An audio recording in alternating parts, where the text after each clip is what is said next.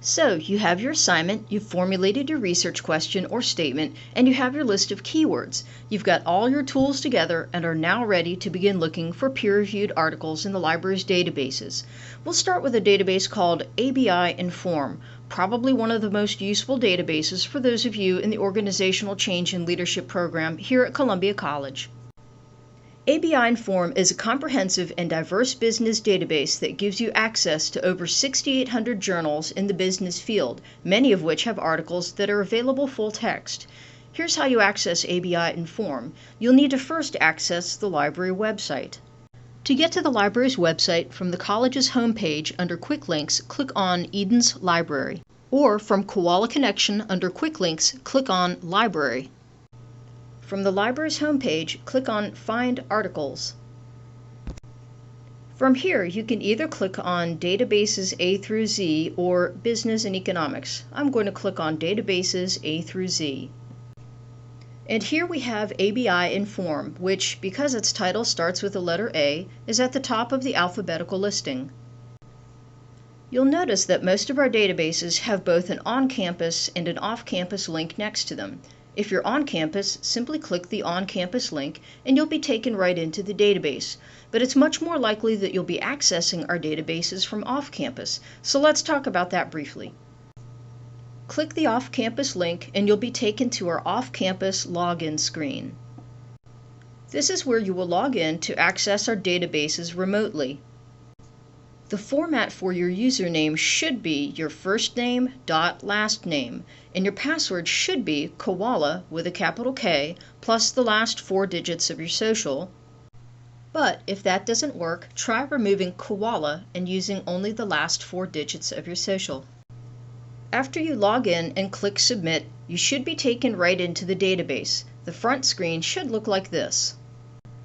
One of the very first things you should do is check mark the full text and peer-reviewed boxes.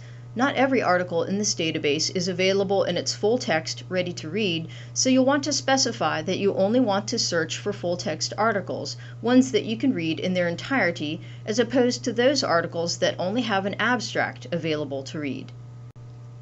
So, now that our search is set up, what should we start typing in? Well, we've got our search string that we've been working with, leadership style and morale and employees, so we could start with that. But let's start with a very simple search using only one of those terms. Let's start with leadership style and we'll shape and mold our search from there.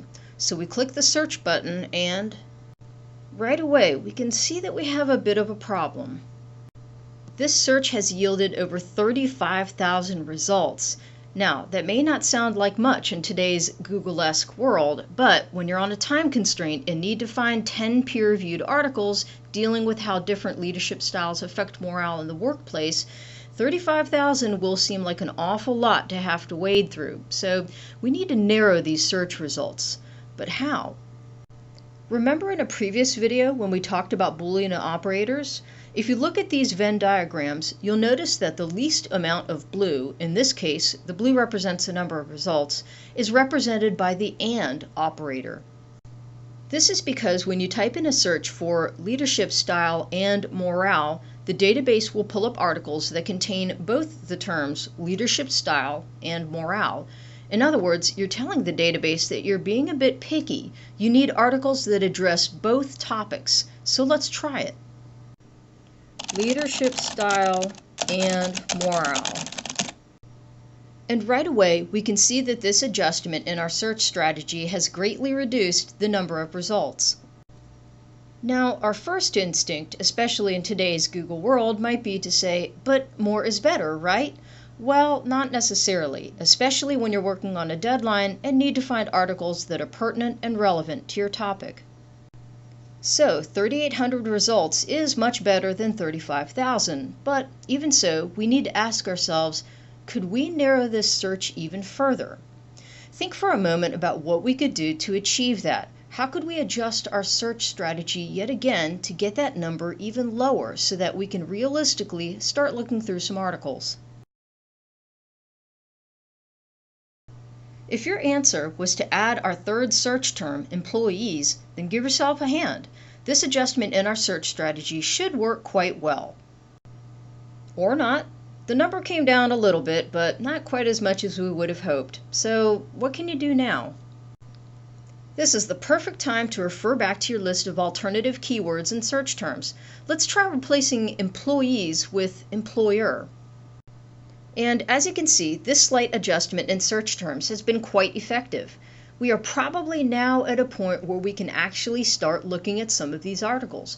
But first, let's talk about a couple of other things you can do to adjust your search. Notice up here at the top, we've got these other search strings that the ABI Inform database has suggested for you. Each search string is a link that you can click on, which will take you to a list of articles dealing with those topics.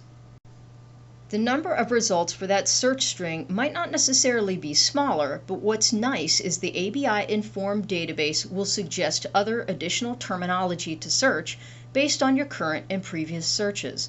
This can be helpful, especially if you've had a tough time coming up with other additional keywords. Another thing you can do is set your date span. If you scroll down a bit, you'll see to your right several features and tools at your disposal.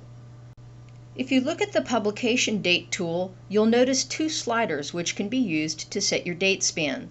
So let's say your professor says you can only go back 10 years. You simply drag the From slider over to the right to change the From date, then click Update.